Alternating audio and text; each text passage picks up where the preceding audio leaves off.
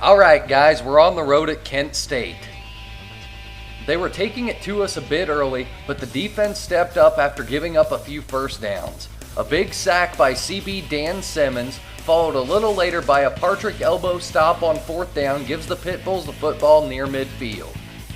After the offense stalled, Kent puts together a couple of drives, the first ending in a missed 25-yard field goal, but on the second drive they connect on one of the same distance, 3-0 Flashes. But on this punt, freshman safety Cedric Elliott causes a fumble by the return man, and we scoop it up inside Kent territory. KSU QB Spencer Keith finds wide receiver Sam Kirkland behind CB Phil Pace for a 38-yard gain.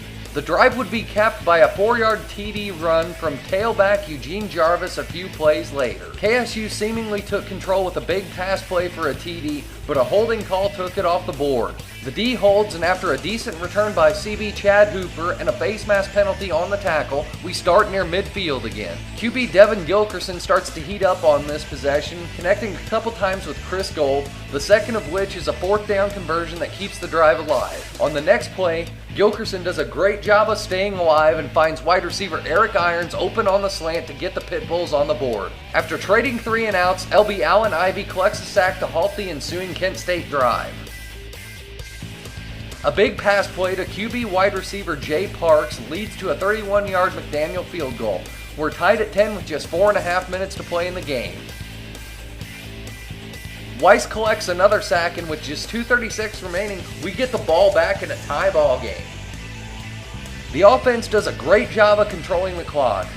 On a key fourth down with under a minute to play, Gilkerson hooks up with Irons again to give us the ball in the red zone. We milk the clock down from there, and with just 3 seconds left, on trots the field goal unit. McDaniel connects on his second one of the day and gives us a hard-earned victory. I'm really proud of the kids for gutting out a tough win. They really worked hard this year. At the heart of that is Weiss, who was named player of the game for collecting 3 sacks. On the injury front, bad news for strong safety Jack Minnow. He's done for the year after tearing a hamstring. Fellow starting safety Dylan Kryptonite strained an abdominal muscle and was sidelined for the remainder of the game, but we expect him back for Akron this week. Final score from this one, Paducah Valley 13, Kent State 10.